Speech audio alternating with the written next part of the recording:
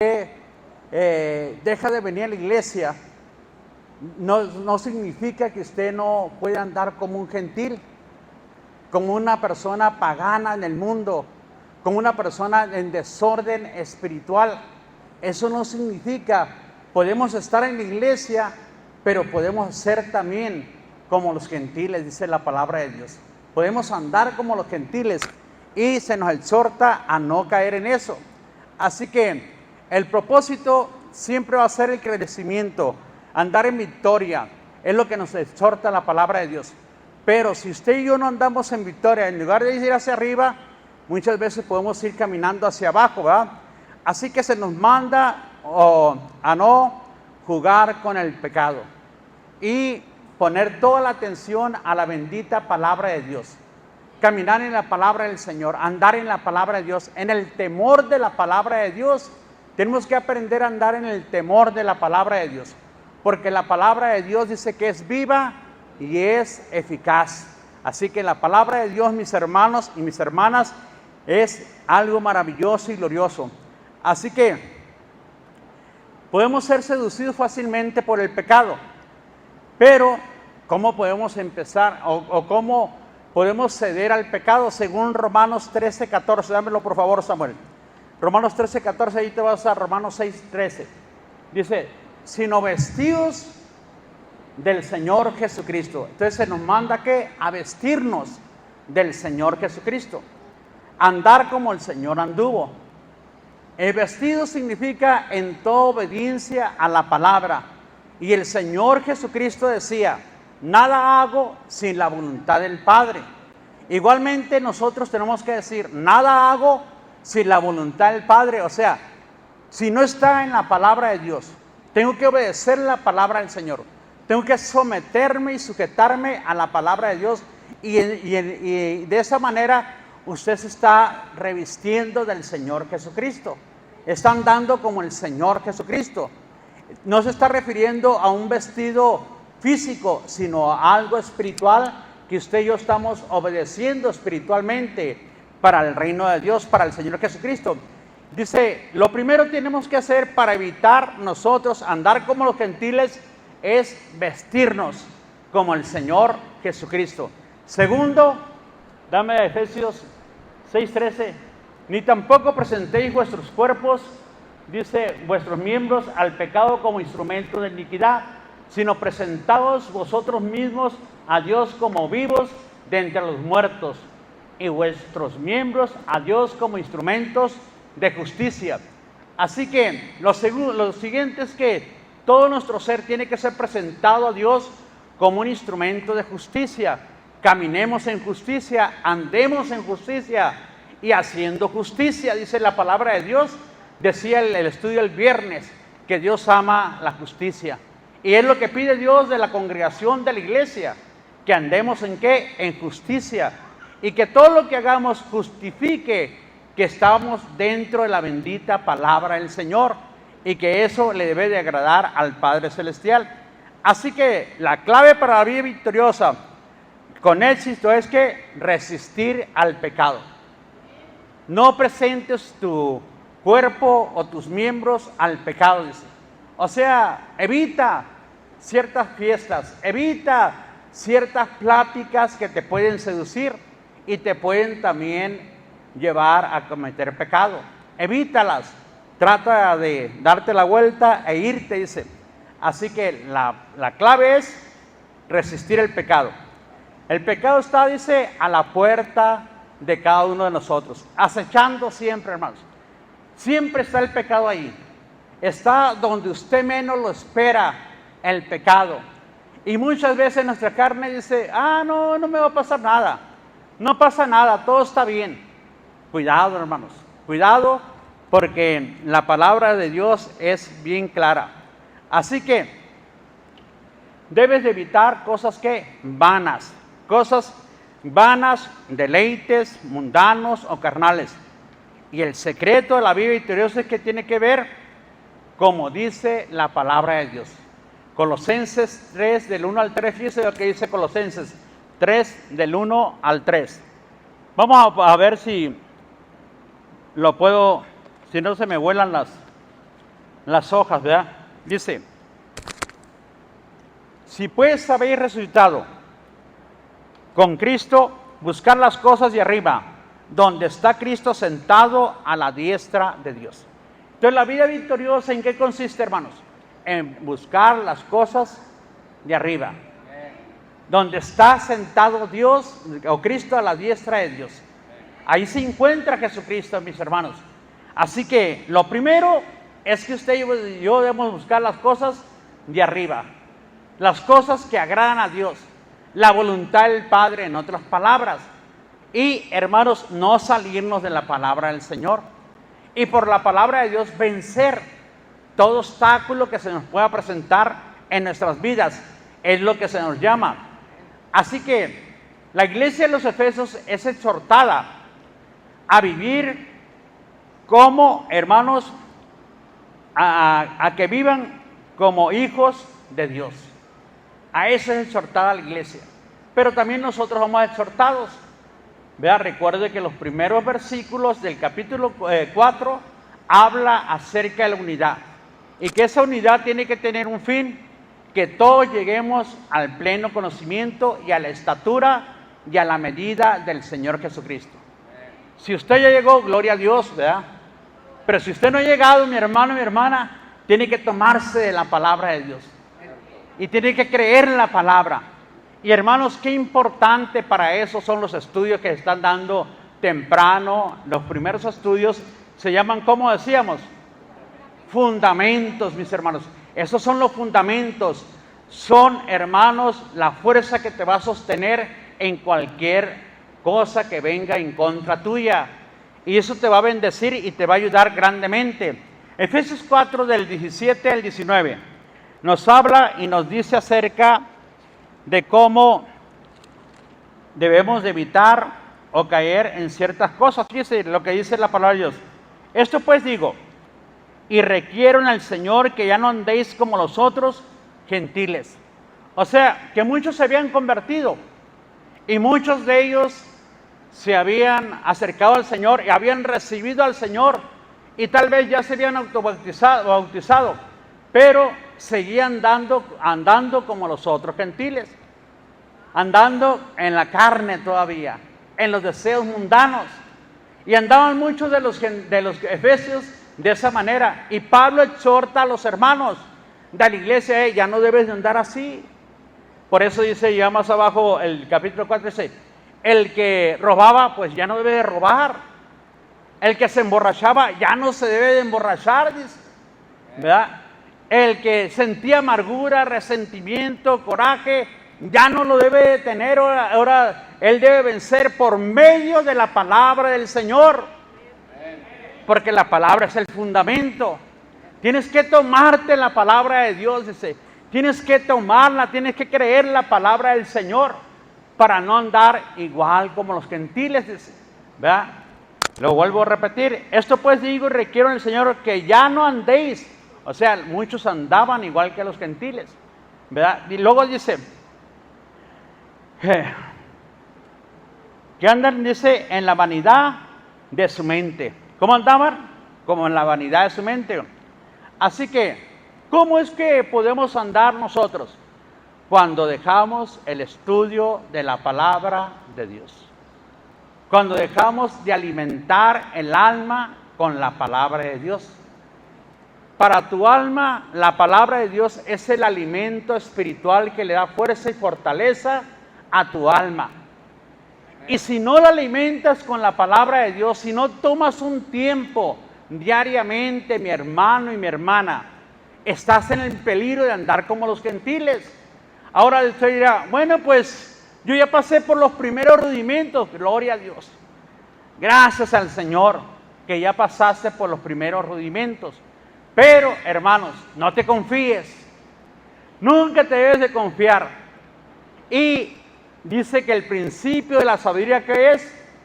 El temor al Señor. Ahora, si no hay temor en nuestros corazones, mi hermano y mi hermana, podemos andar como los gentiles. Es importantísimo que nosotros como creyentes tengamos dos cosas para sostenernos en la vida cristiana. La palabra de Dios, no la descuide, la palabra del Señor. Y segundo, mi hermano, obedézcala. Viva la palabra. Practique la palabra. Dice Santiago, no solamente tienes que ser oidor, sino hacedor de la palabra. Todo lo que dice la palabra, hágalo. Haga lo que diga la palabra. Viva la palabra del Señor. Habrá cosas que lo van a confrontar mi hermano y mi hermana. No importa, obedezca la palabra. Primeramente está la palabra. Hay cosas que no nos van a gustar, que nos van a pedir que hagamos ciertas cosas. Por ejemplo, dice, si alguien te pega en una mejilla, no nos va a gustar eso, mi hermano. Si alguien nos obliga a cargar una milla, dice, pues ve cuántos. 2, dice. ¿Verdad? Ve con él, 2, ve con él, dice. No te detengas. Y si alguien te pide prestado, dice, no que, no se lo cobres, déjalo. ¿Verdad? Hay cosas que no nos van a gustar, hermanos. Que nos van a pegar duro. Que nos van a decir en nuestro ego, hey, pero ¿cómo? Voy a poner otra mejilla para que me peguen otro golpe. Lógicamente no se refiere a algo físico, mi hermano. Pero si nos lo dan físico, pues ni modo. ¿Verdad? Ya nos la dieron. Le dije yo a uno de mis hijos, yo recibí las cachetadas por ti y tú te casaste con la mujer. Le digo. Porque vino el Señor y vino buscándolo a él y no lo encontró. Y pues me pegó 2 cachetadas el Señor. Y me enojé y me le cuadré, pues ya no hubo bronca, pero de todos modos me le cuadré. Pero hermano, necesitamos crecer, amén, en gracia y en conocimiento de la palabra de Dios. Así que, si hemos dejado de tener temor a la palabra de Dios, ¿verdad? Y andamos en incredulidad, hermanos, andamos como los gentiles. Es importantísimo, mis hermanos, que como creyentes nosotros no pierdamos el temor a lo que Dios nos dice. Y, hermanos, que vivamos nosotros bajo ese temor. Y el Señor le exhorta un día al pueblo de Israel, eso está en Jeremías, no le voy a dar la cita, pero ahí está en Jeremías. Le dice Dios, ¿y dónde está mi temor? Le dice el pueblo, porque ellos andaban siguiendo a dioses paganos.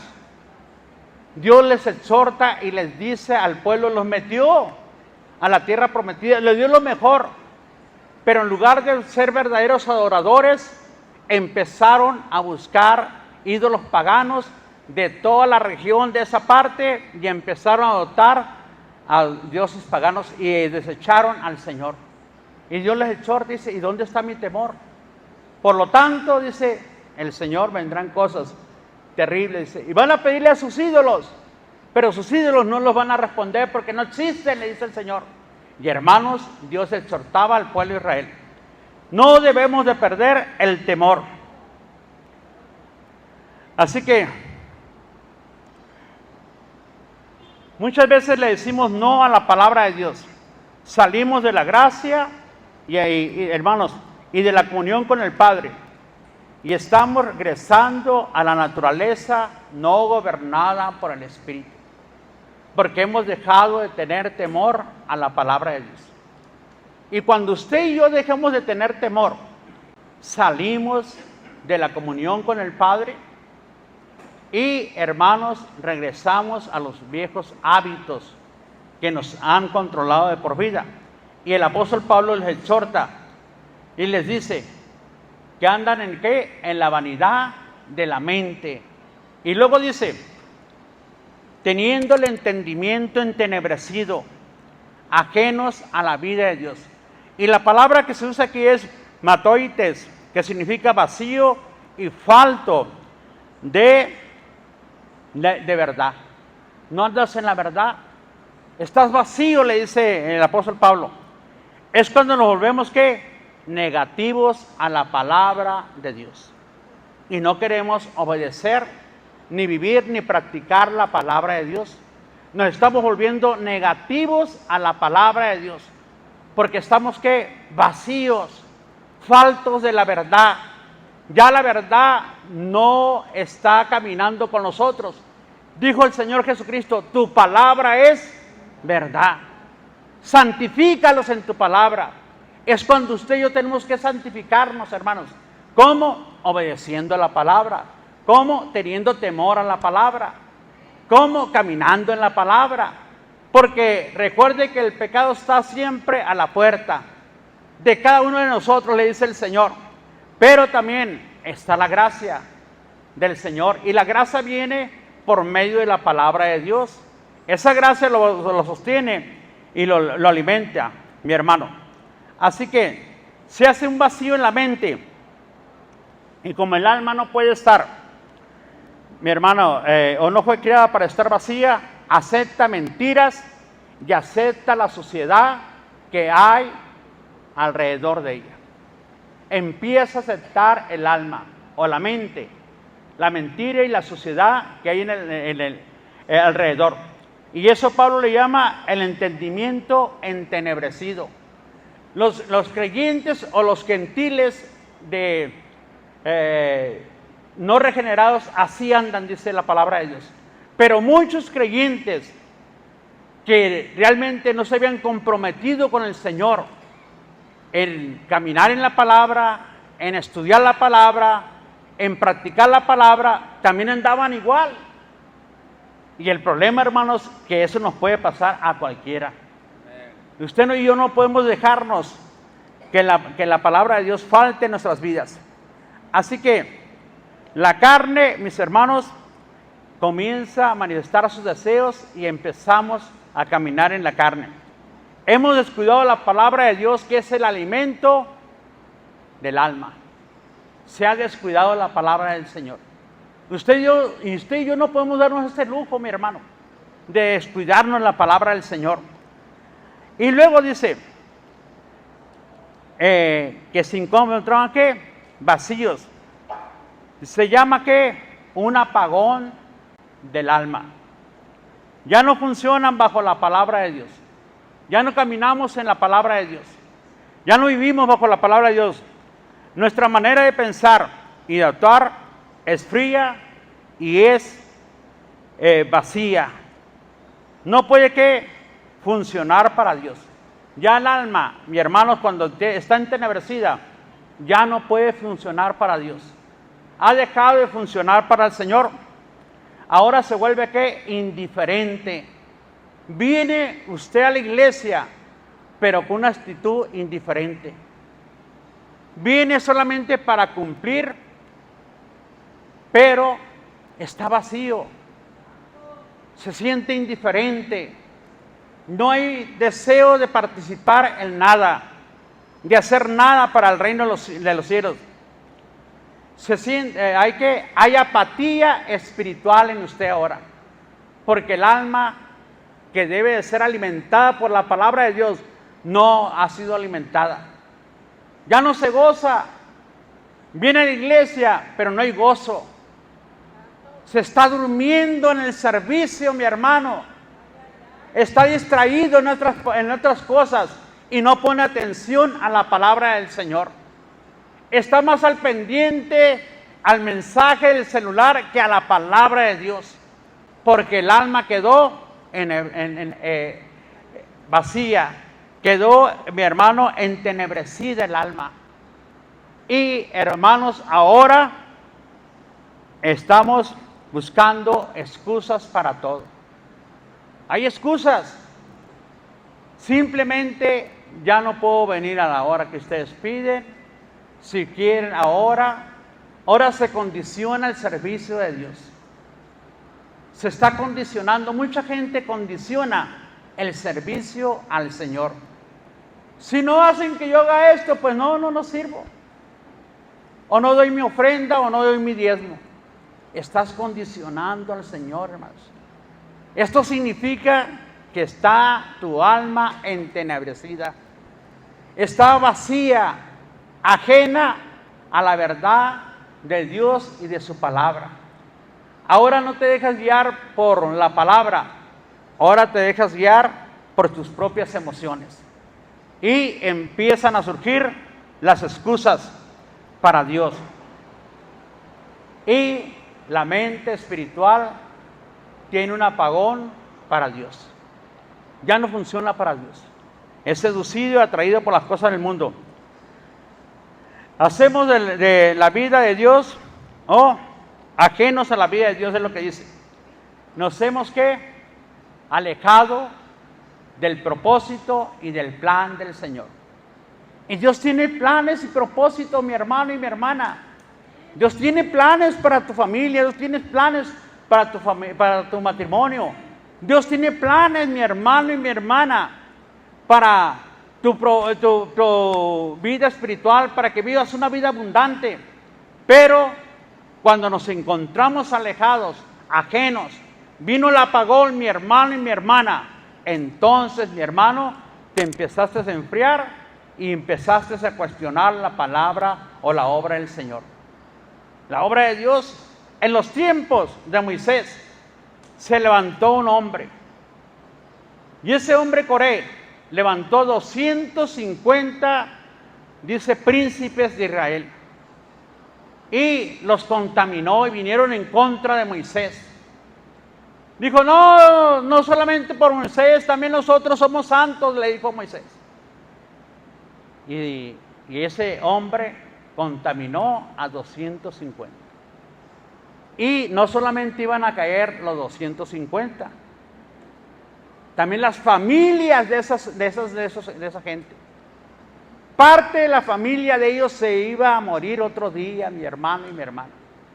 Qué terrible, ¿verdad? Cuando la mente está, está entenebrecida. Cuando la mente no quiere funcionar para el Señor, para Dios. Habían visto toda clase de maravillas, de milagros, pero ahora había una oposición. Ajenos a la vida de Dios. Nos hemos enemistado con la gracia. Todo lo que tenemos usted y yo, hermanos, es por gracia. La vida que usted vive es por gracia, mi hermano. Los bienes que tiene es por gracia. No, dice, hemos cambiado la luz de la palabra por la oscuridad del mundo. Ahora el mundo es el que gobierna en muchos creyentes que andan con la mente entenebrecida. Nos hemos desconectado del poder de Cristo. Y ese poder, mi hermano, es el que te sostiene. Es el que te ayuda, el que te fortalece en medio de cualquier prueba. El creyente que va hacia arriba es el que dice, mi hijo, mi hija, no han venido a Cristo, pero yo tengo la fe y la confianza. No voy a dejar de servir a Dios. Seguiré confiando en el Señor, porque mi Dios va a traer a mis hijos y a mis hijas a su reino.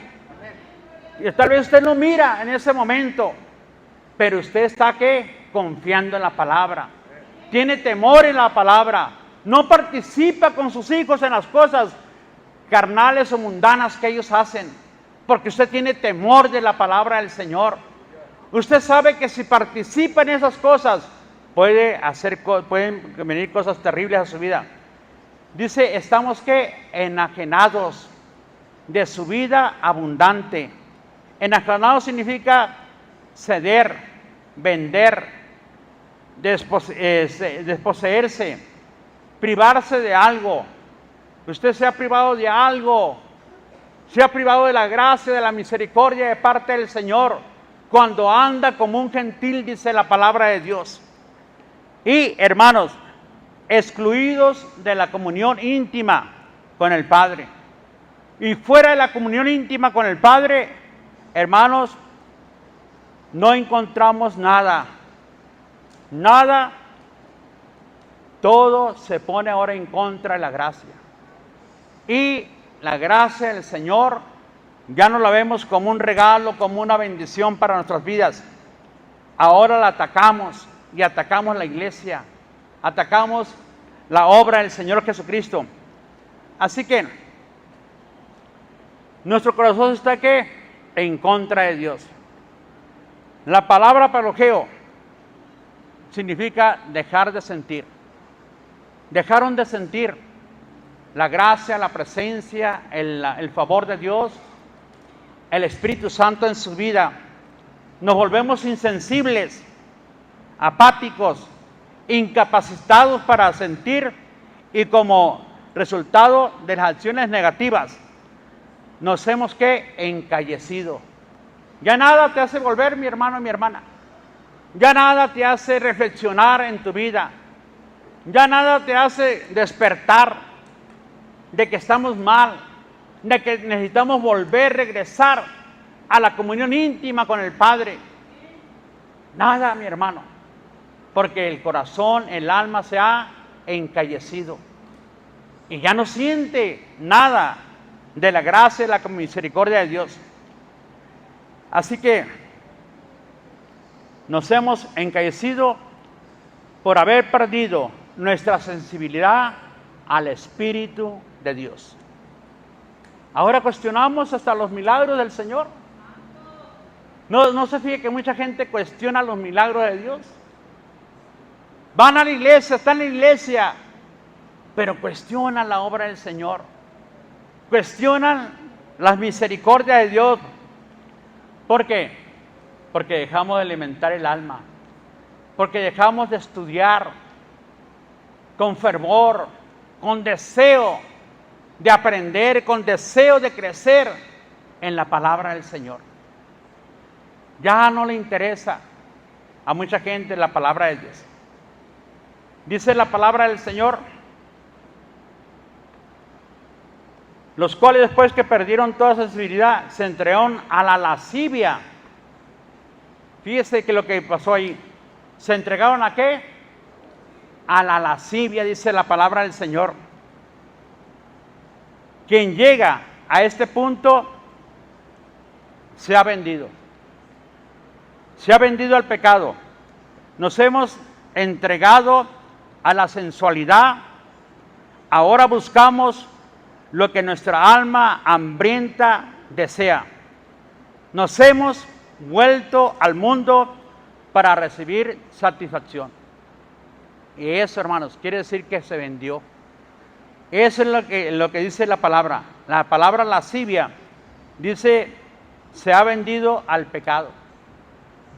Ahora se vuelve al mundo, porque su alma carnal, mundana, está hambrienta y va a querer que allá va a sentir satisfacción, y allí va a sentir el placer de aquello que le agrada a la carne, y se va a entregar.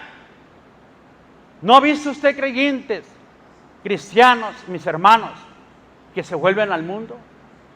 Creyentes que están aparentemente felices en el mundo, pero vacíos de Dios, con un apagón del alma, llenos, hermanos, de problemas y dificultades, pero aparentemente están felices, porque se encuentran de una manera apartada de Dios. Y al correr tras las soluciones instantáneas, hemos vendido el alma para satisfacer el cuerpo. Y como el cuerpo nunca está satisfecho, la búsqueda se vuelve más frenética. En otras palabras, ya no le satisface esto. Ahora vamos a practicar esto. Ahora ya no me satisface una mujer, ahora voy a buscar un hombre. Y es lo que muchas veces pasa, hermanos. Por eso ahora está ¿qué? El bestialismo. Está ¿qué? La necrofilia. Muchos han tenido sexo ¿con quién? Con los muertos. ¿Por qué? Porque el alma, el cuerpo, nunca está satisfecho. Usted dele droga, marihuana, y al rato ya no quiere la marihuana. Al rato quiere algo más fuerte, y al rato algo más fuerte, y más fuerte, porque el cuerpo nunca está satisfecho. Dice la palabra de Dios: se vendieron a la lascivia, a lo que le agrada, le gusta al cuerpo, sean placeres inmorales o sean adicciones, se han vendido. Es lo que dice la palabra de Dios. Y Pablo dice que el creyente que anda como un gentil puede llegar a cometer toda clase de ¿qué? De impurezas. toda clase de impurezas, mis hermanos, puede llegar a cometer el creyente que anda como un gentil. Jeremías 2:13, dámelo por favor, Samuel.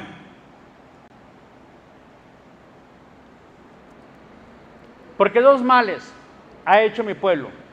Me dejaron a mí, fuente de agua viva, y cavaron para sí cisternas rotas que no retienen el agua. Y eso es lo que el Señor le dice a Israel, por medio del profeta Jeremías. Y el profeta Jeremías, hermanos, eran las vísperas de que el pueblo iba a ser llevado cautivo a Babilonia. Y Jeremías se levantaba y les predicaba y les empezaba a exhortar al pueblo que se volvieran al Señor. Y el pueblo no quería. Y le dijo el Señor por medio del profeta, me dejaron a mí. Y cavaron pozos que no retienen el agua. Son como una vasija quebrantada, dijo el Señor, por la maldad y el pecado que hay. Así que es la palabra pleonexia, que significa insaciable. En este punto, nada lo puede ¿qué? Dar felicidad, nada puede satisfacer, ni poder, ni riquezas, ni amistades, ni placer físico. Ya no hay capacidad de apreciar las cosas justas de parte de Dios. Ya no se aprecia nada. Tanta gente que anda como gentil. ¿Y para qué vas a la iglesia? Quédate aquí mejor. Fíjense, hermanos, cuánta gente mundana, que esos son mundanos. Nunca se han acercado al Señor y tienen un pensamiento muy negativo en contra de Dios. Pero muchos de los que se han apartado y estuvieron caminando con el Señor, también tienen esos pensamientos. Usted va y los invita, mi hermano, mi hermana, y no quieren. Y muchas veces por respeto no te dicen nada. Pero en cuanto da la espalda, dicen, no, la iglesia es esto, la iglesia es aquello, la iglesia es lo otro. Es así, así, así. Y veces están muriendo, mis hermanos. Hay problemas graves con los hijos, con enfermedades, y no se quieren volver al Señor. Hermanos, ¿sabe qué hace Dios? Cuando el alma llegó a este punto, en el creyente, lo empieza a disciplinar. Para que se regrese, para que vuelva de vuelta. Y si no hace caso, la disciplina viene más fuerte todavía en ese hombre, en esa mujer. Si no hace caso. Y si no hace caso, mi hermano y mi hermana, entonces dice, este hombre, ¿verdad? Ya no va a responder a mi llamado.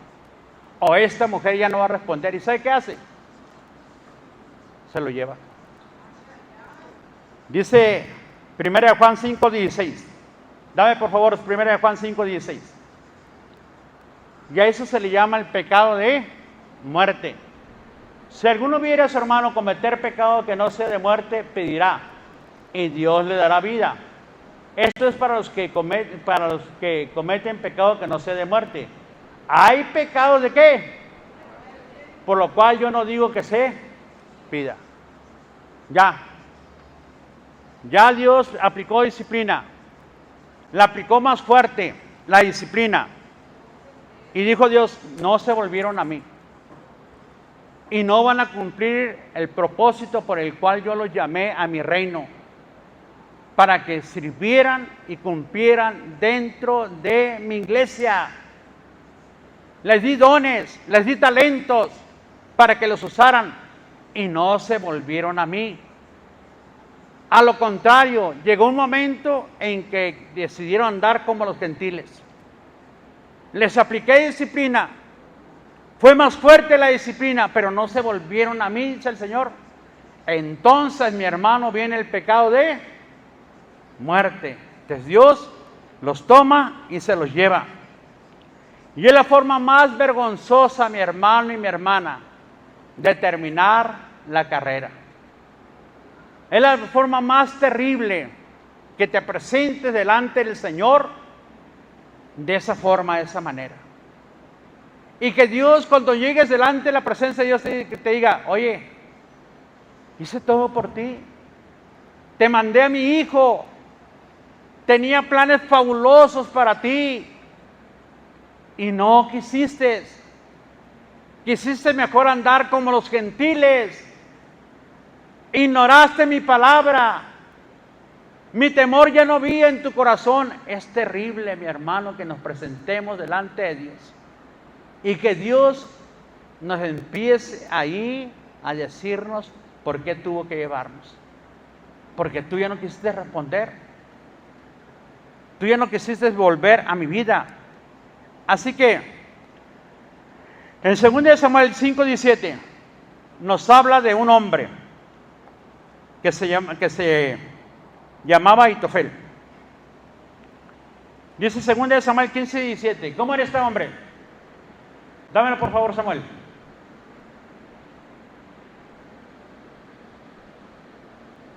Salió pues el rey con todo el pueblo que le seguía y se detuvieron. A ver, yo creo que estamos mal. 2 Samuel, te dije,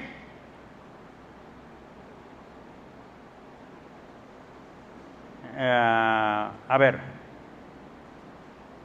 dame 16:23. 16:23. Ok. Y el consejo que daba Ahitofel en aquellos días era como si se consultase la palabra de Dios. Así era todo el consejo de Ahitofel, tanto con David como ¿quién? Absalón. Así que les daba el consejo a dos: al rey primero, pero también a los hijos, en este caso a Absalón, dice la palabra de Dios. Y este hombre, este varón, dice que David lo amaba, lo quería mucho este hombre. Pero, ¿cómo era? Dice, que si el consejo que daba él era como si usted consultase ¿qué? La palabra de Dios. Así que en ese tiempo, este hombre, este creyente, podía convertirse en el héroe espiritual de ese momento, de ese tiempo, este hombre. Así que daba el consejo, dice, como si se consultara la palabra de Dios. 2 Samuel 15:12, dámelo por favor, Samuel. El 12. Y mientras Absalón ofrecía los sacrificios, llamó a Ahitofel, Gilonita, consejero de David, de su ciudad de Gilo. Y la conspiración se hizo poderosa y aumentaba el pueblo que seguía a Absalón. Hubo una traición. Hubo una ¿qué? Conspiración, dice la palabra. ¿En contra de quién? De David. ¿Quién la hizo? Su hijo. Su hijo Absalón la hizo. Y el consejero, que era como si le consultase la palabra de Dios, ¿qué hizo? Se le unió.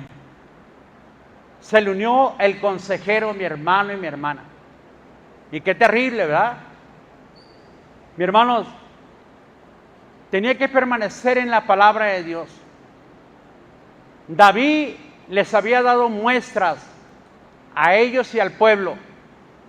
Muchas veces David podía haber matado a Saúl, el primer rey. Por lo menos 3 veces en una cueva David lo podía haber matado. Mínimo 3 veces. ¿Pero qué dijo? ¿Cuál era el pensamiento de David? No levantaré mi mano ¿contra quién? Contra el ungido de Jehová. Tenía que temor a la palabra de Dios. Tenía temor al mensaje de la palabra. Y se sostenía en la palabra. Dios es justo. Y a su tiempo Dios, si me ungió como rey, Él me dará su reino. Y le decían, podemos quitarlo del medio ya, David, le decían los guerreros que andaban con David. Podemos matarlo, si tú me permites yo lo mato. No, no, no, ni se te ocurra eso. Levantar la mano contra el ungido de Jehová. Hermanos, eso es vivir en la palabra. Eso es tener temor a la palabra del Señor. Eso es cuando usted lo llaman, también mi hermano, a tratar de ir en contra de alguien. No, no podemos ir en contra del hermano o de la hermana. No podemos confabularnos para eso. Eso es tener temor, eso es vivir en la palabra. Eso es caminar en la palabra del Señor, mi hermano y mi hermana. Pero, ¿qué pasó con este hombre? ¿Qué sucedió?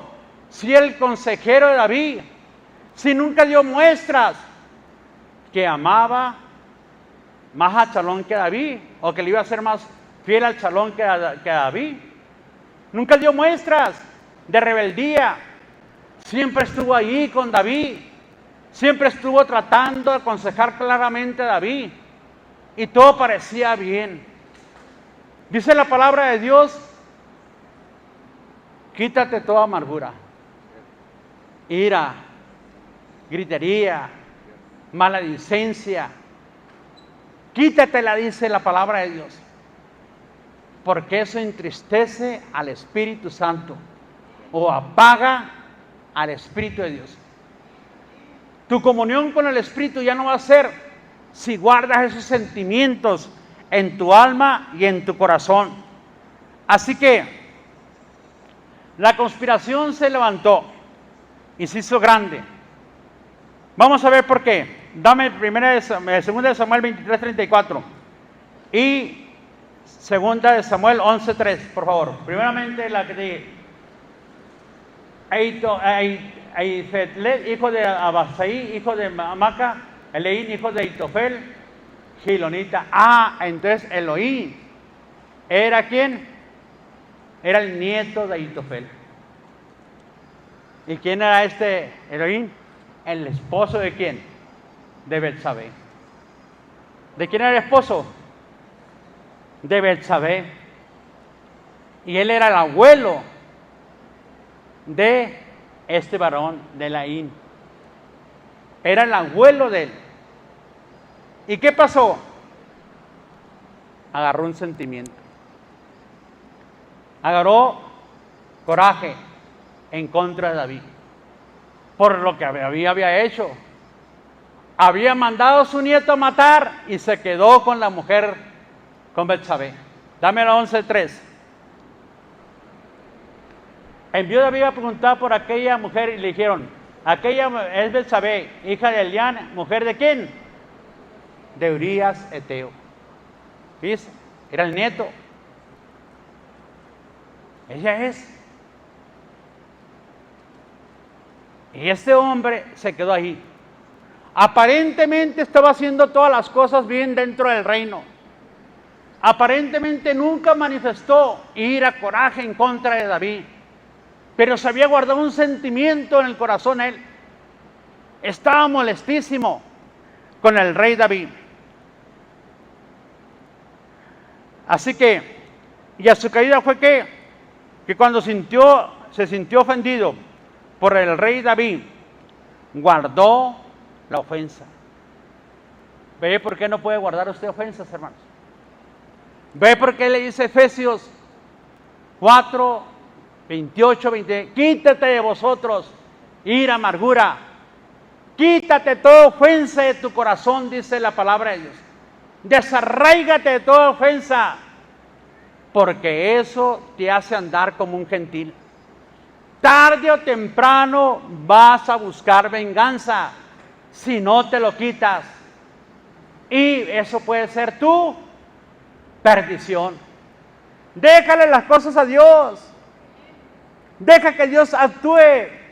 Dios dice: mis hermanos, mía es la venganza, yo pagaré, dice el Señor. Si tu hermano tiene sed, dale de beber. Si tiene hambre, dale de comer. Si tu enemigo te dice: haz esto, ve y hazlo, dice. Déjale las cosas al Señor. Dios hará justicia, mi hermano y mi hermana. No trates de hacer justicia tú, mi hermano y mi hermana. Así que tomó el problema, ¿qué? Personal. Lo tomó el problema personal, mi hermano y mi hermana. Sintió la ofensa. ¿Y qué pasó? Inmediatamente conspiró en contra del rey, en contra de David. Hubo la oportunidad y dijo: ahora me voy a vengar.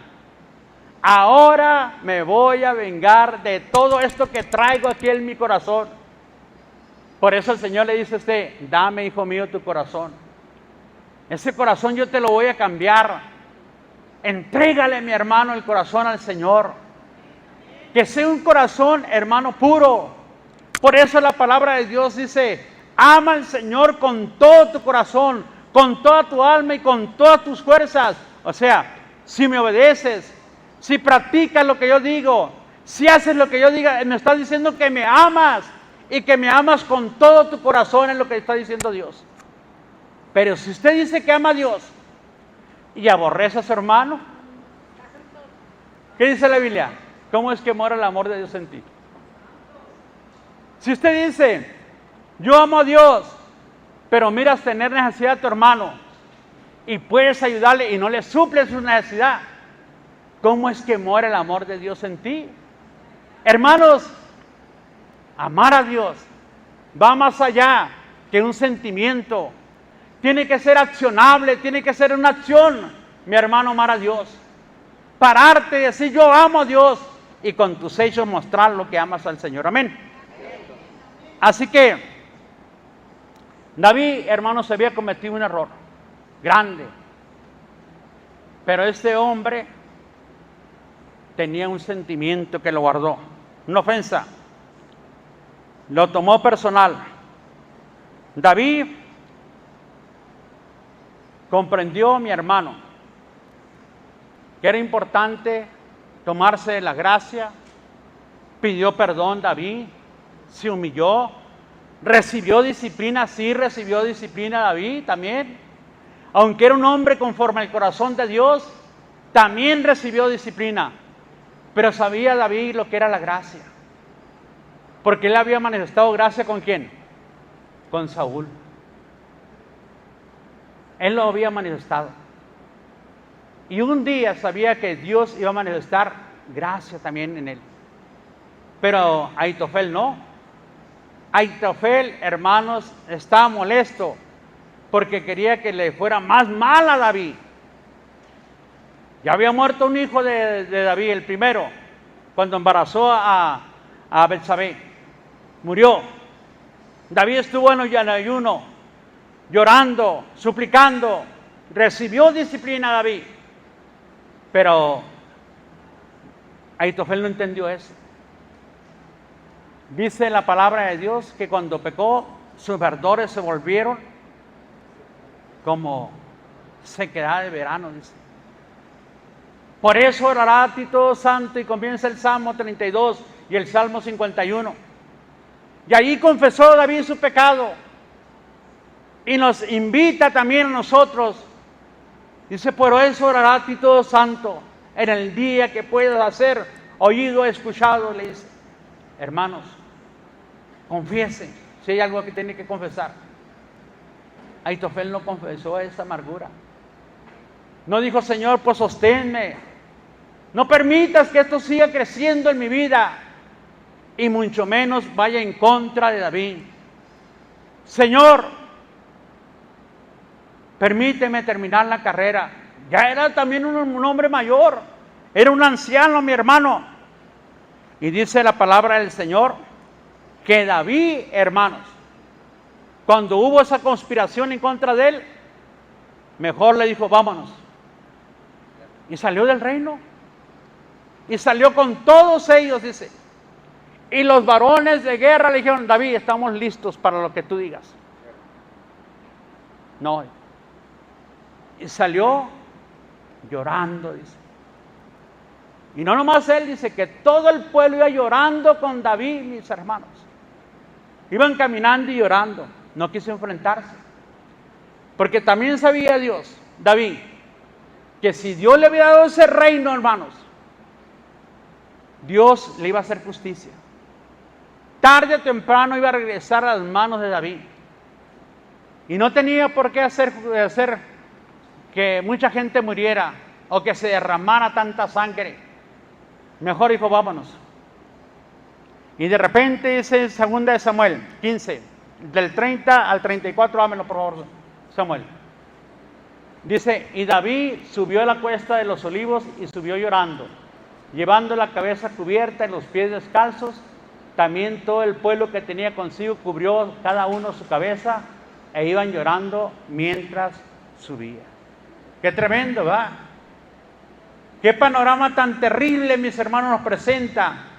Cómo este hombre, no porque era su hijo, tal vez porque también un hombre que él apreciaba y amaba mucho, se había puesto en contra de David. Dame el siguiente. Y dieron aviso a David, diciendo, Ahitofel está entre los que conspiraron con Absalón. Entonces dijo David, entorpece ahora a Jehová, oh Jehová, el consejo de Ahitofel. David sabía, hermanos, que Ahitofel podía dar el consejo acertado a Absalón. Y oró en ese momento y le dijo a Dios, entorpece el consejo de Ahitofel. ¿Estaba qué? En desobediencia, rebeldía.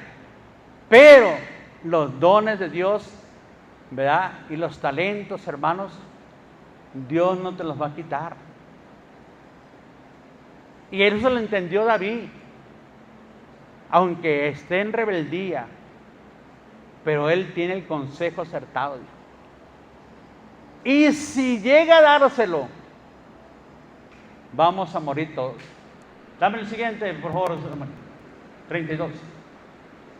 Y cuando David llegó a la cumbre del monte para orar ahí a Dios, y aquí Usaí, arquita, que le salió al encuentro, rasgando sus vestidos y a tierra sobre su cabeza. Qué diferencia, ¿verdad?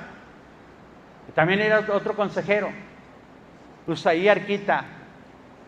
Y dice que este hombre también rasgó, lo encontró, fue donde estaba David y se humilló ante el rey. Y les dijo, lo que tú pidas, David. Yo quiero unirme contigo, le dijo. Pero fíjese lo que le dijo David. Dame el siguiente. Le dijo David, si pasares conmigo me serás carga. Mas si volvieres a la ciudad y dijeres a Absalón, rey, yo seré tu siervo como hasta aquí he sido siervo de tu padre, así seré ahora, siervo tuyo. Y entonces tú harás ¿qué? El nulo y consejo de Ahitofel. Ya, hermanos, ese hombre no tenía por qué terminar así la carrera. Muchos creyentes no tienen por qué terminar la carrera así, mi hermanos. Levántese, hermano. Si ha estado usted frío, indiferente para Dios, vuélvase a animar, vuélvase a sacudir, mi hermano. No deje de venir a la iglesia, no deje de gozarse, véngase a la oración, mi hermano y mi hermana. Tenemos tiempo a muchos que no los hemos visto ya, los días viernes. Vénganse, hermanos. Todo lo que hagamos sea para el Señor y no para los hombres, mi hermano y mi hermana. Y recuerde que Dios le va a hacer justicia a usted. No trate con esa actitud rebelde querer perjudicar la obra del Señor. Seamos como este hombre, Usaí, arquita. Vengamos delante del rey y postrémonos delante del Señor y digamos, Señor, lo que tú me mandes, yo lo voy a hacer. Y le dijo el rey, vuélvete, porque tú harás nulo el consejo de Ahitofel.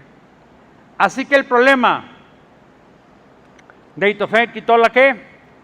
La mirada en la palabra de Dios. La quitó.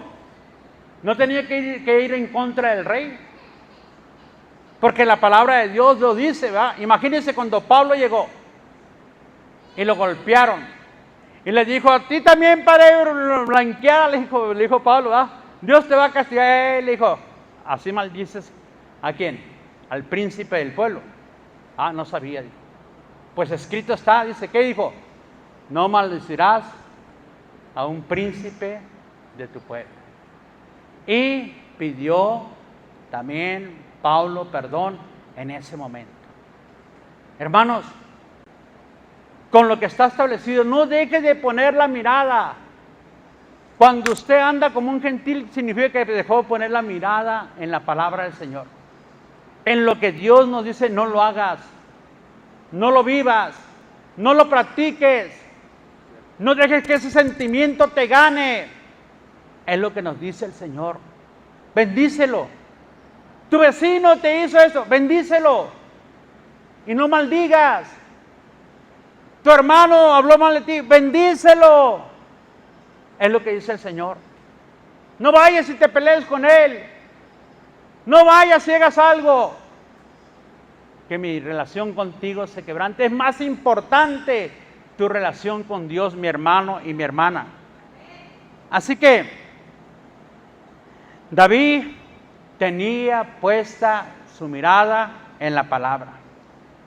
Eso, hermanos, este es un caso, una muestra de cómo un hombre puede también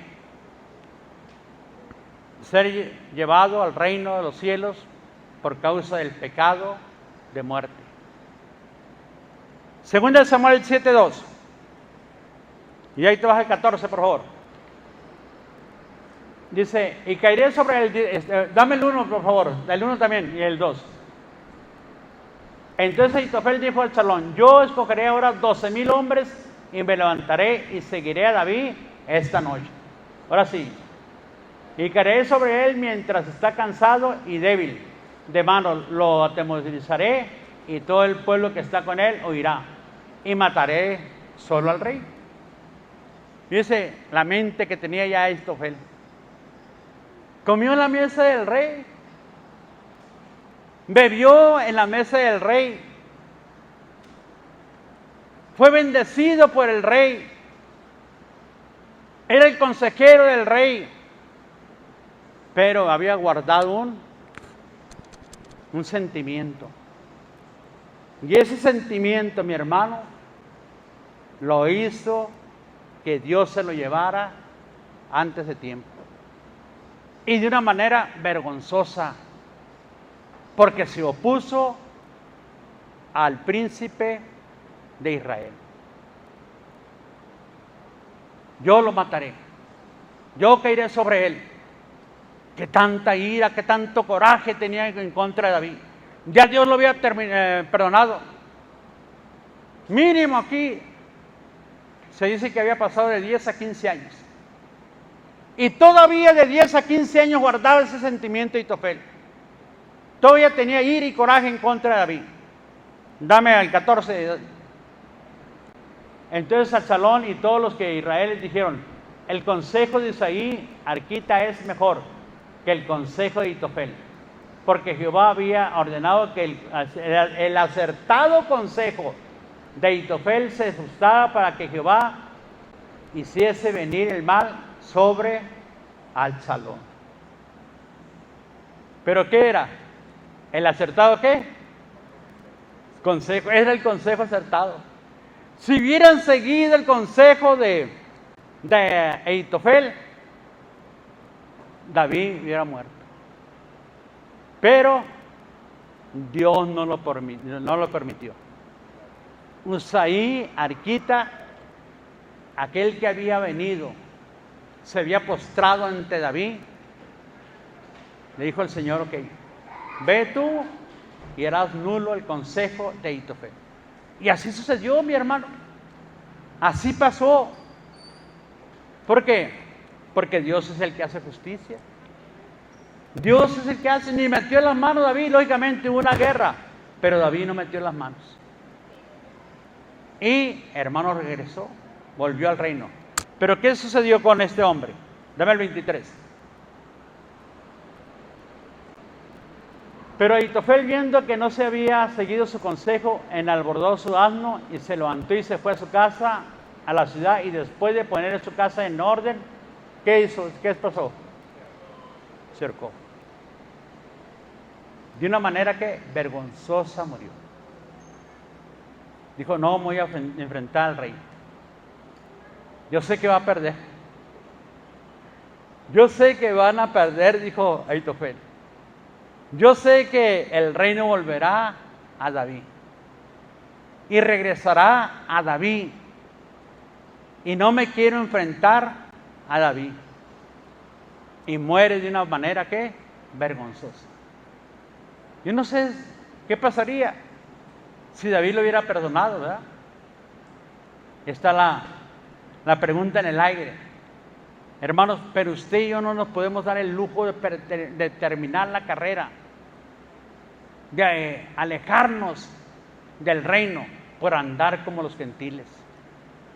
Porque puede estar usted aquí, puede ser un músico, puede ser el pastor, o puede ser un maestro, un líder de la iglesia, pero tener pensamientos y sentimientos como Ahitofel, que todavía siente una ofensa y la ha guardado, en lugar de desarraigarla y quitarla y dejar que Dios haga justicia, mi hermano, podemos terminar. No se dé ese lujo, mi hermano. Dice la palabra de Dios que David andaba en la palabra de Dios. No quite la mirada de la palabra de Dios. Por eso es importante que usted conozca la palabra. No la quite, mi hermano. Imagínese cuántos problemas hemos pasado muchos. Cuántos problemas han venido en nuestras vidas. Muchos hermanos por cualquier cosita ya quitaron la mirada de la palabra. Y no perseveraron en la palabra del Señor. No, mi hermano. ¿Qué decía Job? Lo que le pasó, lo que le sucedió, aunque él me matare, en él esperaré. Hermanos, lo que usted esté pasando, lo que usted esté viviendo en este momento, no deje de quitar la mirada en la palabra, o sea, en las promesas de Dios. Si mira a sus hijos, no deje de quitar la mirada en la palabra y persevere, siga sirviendo. Venga como Isaí Orquita y póstrese ante el rey. Señor, ¿qué hago? ¿Qué quieres que haga? También agarró, destrozó, se quebrantó, pero se humilló también y dijo, aquí estoy, Señor. No deje de servir, en otras palabras, hermano.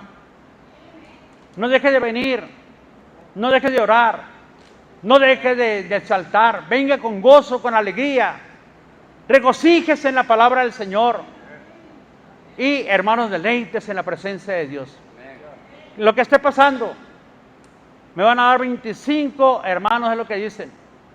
25, pero Dios me lleva por algo.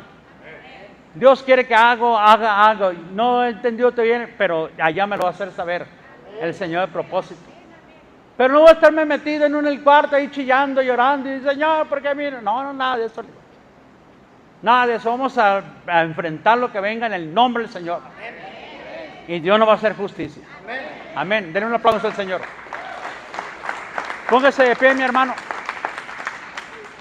Y oramos y le damos gracias a Dios. Entréguele si usted tiene algún problema, algún resentimiento. No lo guarde, hermano. Si no le ha ido bien, no lo guarde. Entrégueselo al Señor. Dios quiere que usted y yo lleguemos limpios, que terminemos la carrera. ¿Cuándo? Pues cuando el Señor nos llame. Será un momento en que Dios nos va a llamar a usted y a mí, pero que lleguemos no como Isaí, hermanos. Qué terrible, ¿verdad? Como llegó este hombre a la presencia de Dios. Qué tremendo, mi hermano, porque de esa forma o de esa manera es vergonzoso llegar ante la presencia de Dios.